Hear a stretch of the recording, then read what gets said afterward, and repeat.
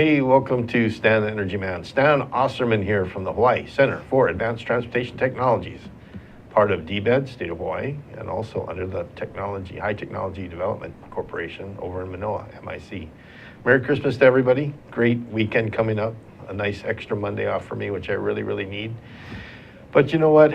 We wrapped up a really busy year. A lot's been going on, so I have a special guest today. We're going to kind of look at this past year in the rearview mirror and kind of see where we've really come, especially in Hawaii.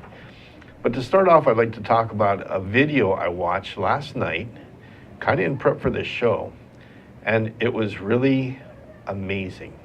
It was a video made probably in 2003, and it featured, among others, Mina Morita,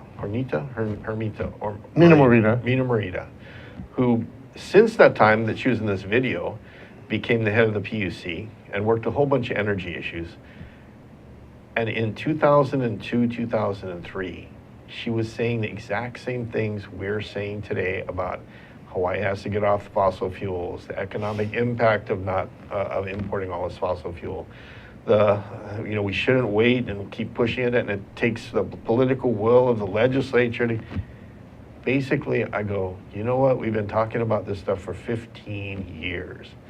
And how far have we really gotten? If not in the state of Hawaii, around the rest of the world. So today, I have a really special guest, someone you may have never met before, a real stranger to Think Tech. His name is Jay Fidel, and he's a concerned citizen today. And he and I have been talking energy for a long, long time. So today we're going to kind of look at energy in retrospect here in Hawaii. So Jay, thanks for being on the show today. Stan, I appreciate delight you to be taking with the you. time. Yeah. So what do you think? There's a question. Talk about open, but you talked about how 15 years ago we were having the same conversation. If you look carefully, you'll find that Jack Burns, and for that matter, George Ariyoshi, way back more than 15 years ago, back just after statehood, we're having the same conversation. And Spark Matsunaga on hydrogen. Yes. I mean, amazing. How long have we been talking about this stuff? How many times do you have to say it before it happens? Mm-hmm. How many times do we all have to agree with it before it happens? This has been going on for sine curve generations now, for as long as statehood has happened. I think the missing link is action, if you will. We're really good at talking. Yeah, unfortunately, I think you're right about that. We are really good at talking, but you get to kind of see a little deeper. You get to talk to the movers and shakers. You get to talk to the people that are, in a position to help make things happen. Have you picked up a shift, at least in their attitude or their willingness? Because I kind of have, and I'd like to talk about that a little bit. But how about on your side? Well, it's biblical in a sense. Yes, everybody you talk to, is on board. Most everybody you talk to is, espouses the common good, mm-hmm. that we should do this, we should get off fossil fuel. Not everybody, but most people, most everybody. What's missing is somebody who holds the flag and says, follow me, boys, who says this way, and who never, ever changes that tune, and who keeps on, threatening and encouraging and incentivizing people to come along on the issue, who's able to set goals and goals in action and actually get there. And we unfortunately, we haven't had that. Well, I've had with the exception of you, Stan Osterman. Well, I've had a lot of comments from outside people, from California, from New Jersey, of all places, about our 100% renewable by 2045. Yeah. Isn't that a huge signal that our legislature and our governors have sent out that should be that follow me, boys? Is that a big thing, or is that just more talk? Well, what do you think? Will you and I be around in 2045? Not clear. Counting on it. I wouldn't count on it.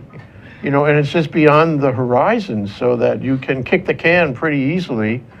And say, well, I did what I could. I told the next generation, maybe the generation after that, they should do something. That's my contribution to this effort. That's not enough. How about a goal for next year, or a goal for 2020, or a goal for 2025, when most of us will still be around, and where we have greater accountability, where people can see we either met the goal or we didn't meet the goal, and we're still there. The election cycle has a lot to do with this, and the election cycle, for all practical purposes, is 2 years. And so you can get in there and make the most glorious statements in your campaign, and maybe in the early days where you're trying to garner a community of support around you to support you in your political aspirations. But if you're making promises that take more than 2 years to achieve, you're not really accountable. Sorry. Well, one of my favorite tactics that I like, it's not my favorite because I like it, but it's my favorite tactic to watch in action, is called I made a law that did great things, followed by but we never appropriated any money to make it happen. Happens all the time. So in that context, is that what you're talking about?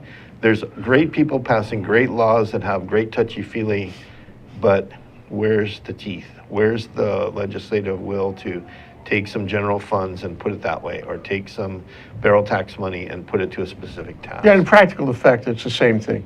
I mean, you could say that, well, we passed the statute anyway, we hashed it out in committee, we had a lot of testimony, whatnot, and people all seem to agree after the dust cleared. They seem to have achieved an agreement on that, and we acted. But if the action doesn't take you anywhere, what good is it? And that means it's got to be a money bill. Money bills are especially hard in this legislature, or it's got to be a specific incentive or disincentive to change human conduct. The core point here, Stan, is that there's 600, 700,000 cars on the highway, and aside from a grand total of about 5,000 now, that's our high watermark in electric cars, including hydrogen cars. They're all fossil fuel. And Even some of the electric cars are fossil fuel, right? They're plugging into the grid to charge. Well, that's true. Depending on We can't even break away from that point. But even assuming that that they're not plugged in, and that they're the classical fossil cars, and even assuming that they got the best technology that Detroit and the CAFE standards can offer, fact is they're fossil fuel. Right. And people, when I got here, I keep thinking about this. When I got here in 1965, a taxi cab picked me up at the airport, and it was a Cadillac. I was going to say, I've had this conversation with you before. Okay, it was a Cadillac, and I said, "What is this, a Cadillac?" In Hawaii. There's no place in the country that has Cadillac taxi cabs, because people in Hawaii, then and now, no change, are wild and crazy about their cars. They spend more percentage-wise in their cars than they do on anything else. I mean, even more than rent they spend on their cars. And I understand that. We should see cars as transportation, try to be as efficient as possible. But they love their cars. This is still, a sort of a statehood evolution. People in love with their cars. We have to get off that. We have to see cars as transportation, and we can't see fossil fuel cars anymore. We have to go somewhere else. And there's no real incentive right now. There's no state tax credit for electric cars or hydrogen cars. There's no disincentive for fossil fuel cars.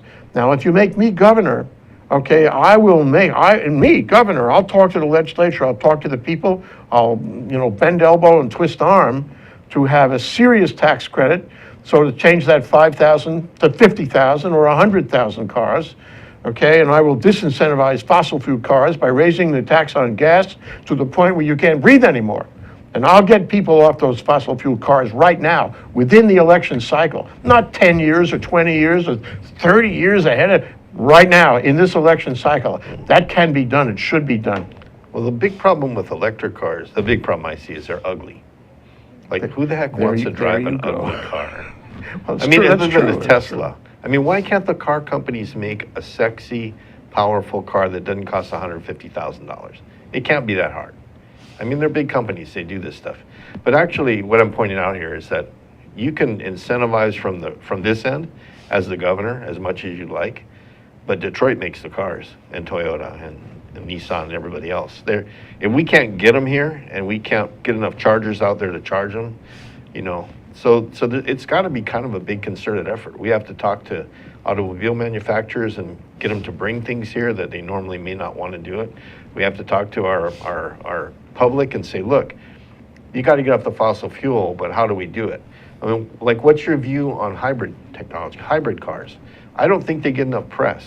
And as a hydrogen guy, I love hybrid cars because then you're 80% of the way to a fuel cell car because you're an electric drivetrain and all you do is take out the generator part, put in a fuel cell, and you're off and running with hydrogen. But I see a lot more hybrid cars on the road today. Ford makes them, everybody's making them.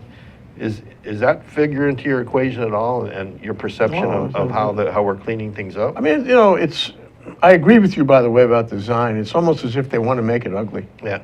Well, even the BMW's ugly, other than the really expensive Have one. to make them ugly. They can make them beautiful just as easily. I know. I think they're sending us a message. They don't really like it. They're doing it.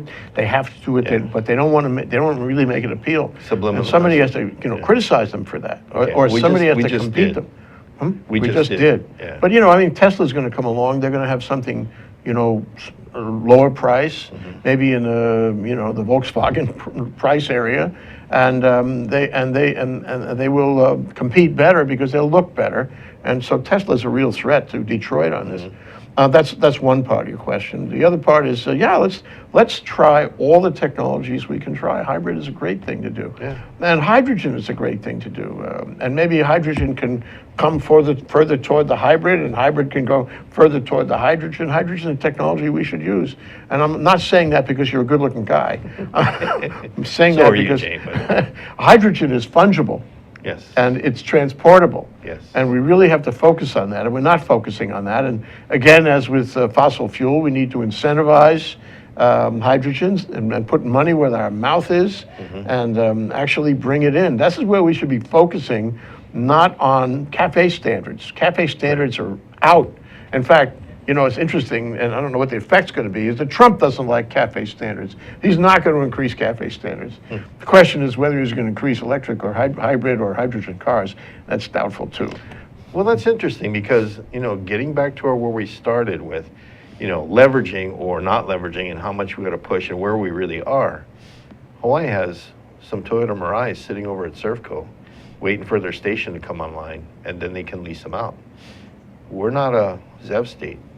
We're probably the only ZEV state that has a Toyota Mirai on island that's ready to rock and roll. And to me, that was phenomenal. I mean, for those of us who live and breathe hydrogen and talk in high-pitched voices because of that, this is amazing. To have a company that was willing to bring the chicken and the egg because they're making their own station, because they're tired of waiting for other people to do it, and make that commitment. Doesn't that send a huge signal from the industry? It does, but I think people tend to equate the hydrogen and the electric on range anxiety. And I think for a lot of people, you're going to have to convince them that this is the way, that people are ultimately going to go this direction, and that there'll be plenty of opportunities to fuel up. If it's one opportunity to fuel up, they're not going to be excited about it. And that means that you have to, make pre-investment. You can't expect that people are going to do this on spec. They want to see an infrastructure all over town, and that's the big problem with charging stations. If I was governor, I would put charging stations everywhere. I would require every gas station to have electric charging facilities. Every parking lot and every shopping center, I would require them. It's more than just allow them. I would require them. And I tell you the truth, if I was thinking about buying an electric car and I knew there were charging stations bloody everywhere, I'd be a lot quicker to buy the electric car. It's another one of those incentive things. I agree.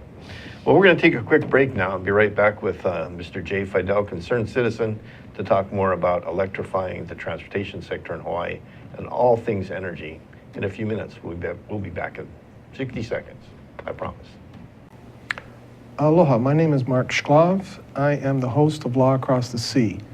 Join me every other Monday when we bring lawyers who know how to get across the sea to meet people and resolve problems into your house. Thank you.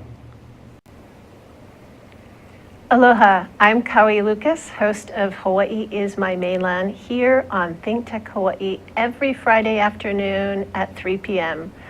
Start your Pauhana weekend off with the show where I talk to people about issues pertinent to Hawaii. You can see my previous shows at my blog, kauilucas.com, and also on ThinkTech's show. Sorry. Hey, welcome back to Stan the Energy Man on my lunch hour. I have to do this on my lunch hour, right, Jay? So It's all about lunch, Stan. my guest here today is Jay Fidel, concerned citizen of the state of Hawaii, who has beaucoup years of experience in talking about energy in our lovely state, and we talk a lot about energy. So we've got a great conversation going on, focusing on transportation, the area that I love to focus on. But you talked about hydrogen, and you talked about charging stations for plug-in electric vehicles. You know, it seems to me that the best place to charge your vehicle would be at work.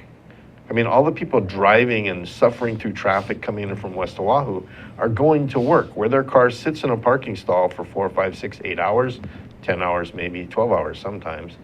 And they could be charging if the workplace took this seriously. So maybe one of the incentives should be, if you run a business and you put in a charging station, you get a tax credit for putting in a charging station at work. What do you think? Oh, yes, absolutely.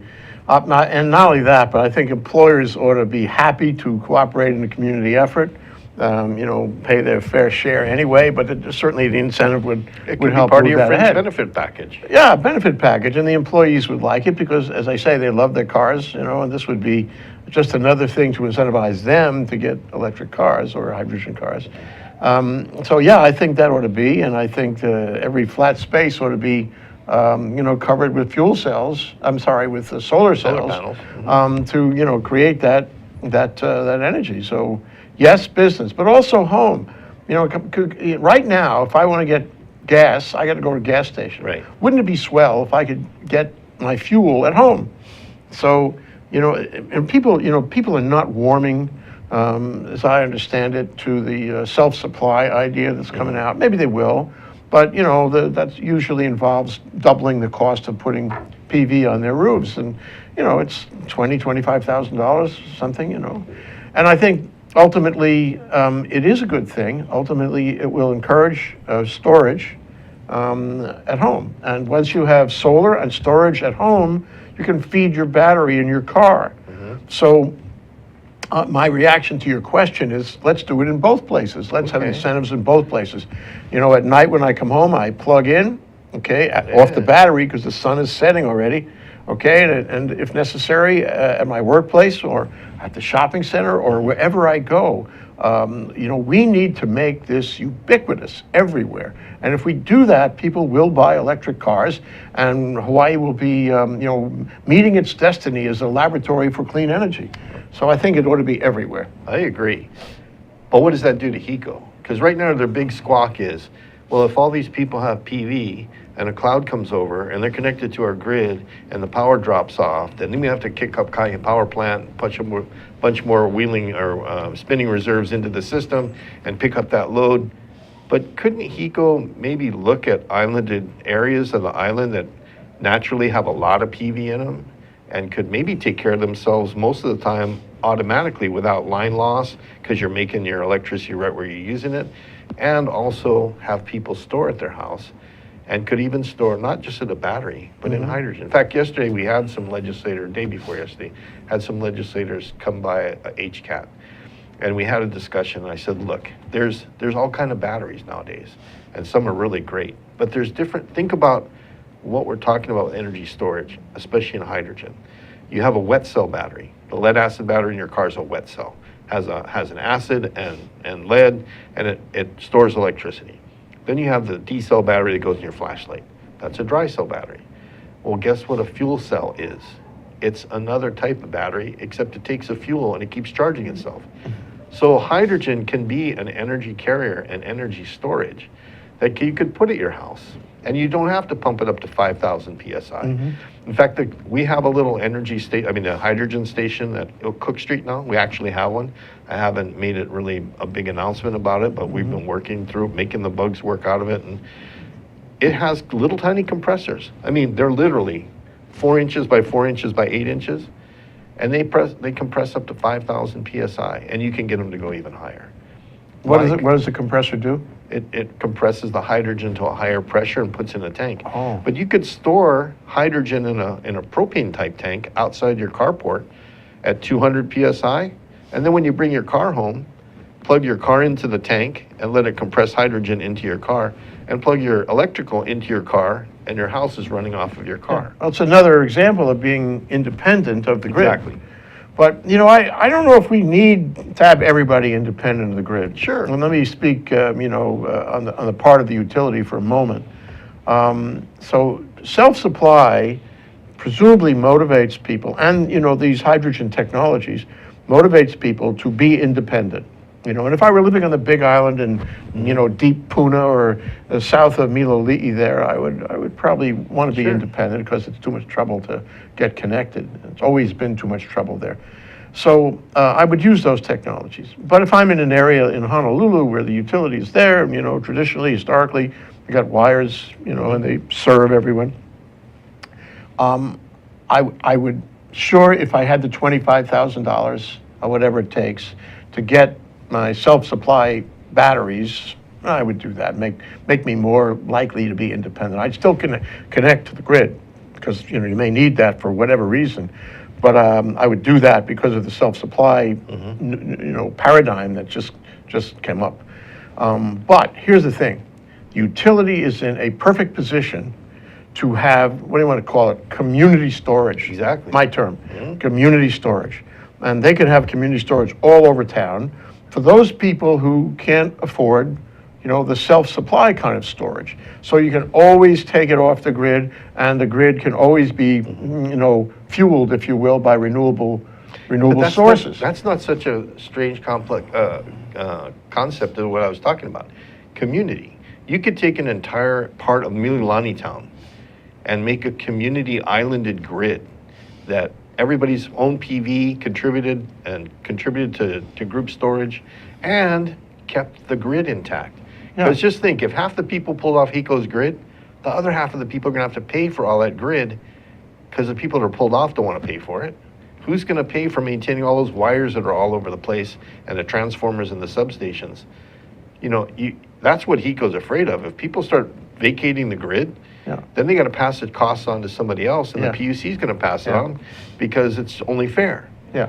But if everybody had that option, even in downtown, to do community, like community solar and bring the power in and store it in the community and maybe make the community more self-sufficient, isn't that a model? I mean, is HECO looking at enough models that are actually focused on the consumer rather than stock shareholders? And I think the utility will have to do this soon enough, and the sooner it does it, the better off they and the public will be. I don't think, even with substantial tax incentives, and tax incentives are not cheap. I mean, the numbers are out on the solar installation incentives, tax incentives over the past few years, and there are hundreds of millions that come off the state treasury, off the top. There's a lot of money involved. And so, I don't know if we can afford to make the kind of incentives we really need to make. And I don't know if people are willing to pay the balance for the self-supply storage. So the natural direction of all of this, in my view, is that the utility does it. The utility finds a way to invest the hundreds of millions that you need to invest in community storage. And then if I have a self-supply situation, I pay a lower rate because I'm drawing down less power from the utility. If I don't have a self-supply situation, I'm drawing down more power, and the utility thus, is getting, additional income to cover the cost of these community storage facilities. But I think in the end, it's inevitable. They're going to have to do that. As we move to renewable energy, and the public and the PUC will demand that, in order to make it work 24/7, they're going to have storage, and it has to be on the grid, and it has to supply everyone, or at least the people who can't afford their own batteries. So they got to do this. Right. And, I just think they got to attend to it. Okay. I'm on the macroeconomic scale, and you hear this time and again, and I'm a big advocate of it. If we weren't importing fossil fuel, there would be more money in the state economy to generate more jobs and businesses. I mean, the state would benefit by not sending our currency away to pay for energy because we're getting energy for free. How do we capture that gain, economic gain, into our system? Like, who's benefiting immediately from that gain when we stop importing fuel? How do we take that savings and turn it into the incentives that we need? Instead of telling the state legislature, we need more revenue out of the general fund. We got to have more. How do we make that cross? Well, it's a little amorphous to say, okay, we're gonna stop importing fossil fuel, and that's gonna, mean that I have more disposable income, then I'll spend more money in Costco or So it kind of Safeway gets or whatever. spread out. Excuse me, and because I'm spending more money, because I have more money in disposable income and I'm spending more money locally, that's going to result in more business, and more business will result in greater tax revenues. Got it. That's a kind of a stringy, maybe a tenuous connection. But if you do what I was talking about earlier, and you say, you want to buy fossil fuel? We are going to tax you up to your eyeballs. We are going to discourage you. And that tax that comes out of our really high tax on fossil fuel, that's going to go directly into what? Incentivizing the building of storage facility, community storage, whatever kind of storage. And so then you have a pretty direct connection between reducing fossil fuel and building renewable facilities that way. Well, we have a really unique opportunity coming up because Mark Glick just decided to move to a new job. And what we're really talking about here is strategic planning. And I see the State Energy Office as the place that should be doing the strategic planning and policy guidance to the governor for energy things. So what should the State Energy Office do with their new leader? What's your advice to the new head of the State Energy Office whenever he comes in next year sometime? Well, the happy thing about the State Energy Office, I think it's a, what do you call it? It's a civil service job. It's the State Energy Office, what is it, director, whatever the title is, he's not subject to the political cycle, and he can come up with plans, not long-term plans, but short-term plans, Okay. to actually get things done. And one of the things would be is how do we, change the number of electric cars on the road from 5,000 to 50,000 or 100,000? How do we move to, community storage? How do we really get this done? Stan, honestly, if you threw me and you in a room together, we could come up with something pretty quick. So he has to come up with a plan and some advice to the governor, because that's what it's all about. That's his job. A plan is nice, but if it gathers dust on a shelf somewhere, on a government shelf, oh, that is such a waste of money. Yeah. And you can go out and buy all the consultants you want. If that result of that consulting sits on a shelf somewhere, it's crime. So it's got to be specific advice to the governor, and the governor's got to be willing to take it. And then the governor's got to get up and say, I am now going to make a major policy speech on energy. And this is what I'm telling you, we should do. And as a matter of fact, I'm having my people draft statutes, bills in the legislature in January, in fact, right now in December, to do this, and this. And I am going to go down there, I'm going to testify, my people are going to testify, everyone will line up in favor of those bills, and I'm never going to leave anybody alone. It's going to be in the paper every day about what's happening with my bills for my energy initiative. That's what should happen. That's what my answer is. Great. And we're going to close with that because that's what should happen. Yeah. So we'll get a room for you and I to sit down and hash this whole thing out. We'll hand it to the new head of the State Energy Office, and he can run it right into the governor and start working right away. Thank you, Jay Stan. Fidel, thanks so much for being on the show today. Aloha. And I think we had a good discussion. I gained a lot from it, and I hope the folks out there did as well. So have a great Christmas weekend, everybody, and enjoy some time off with family and friends, and go surfing. Surf's up this weekend. Weather should be pretty decent. And come back and see us next week on Stan the Energy Man here on Think Tech Hawaii. Aloha.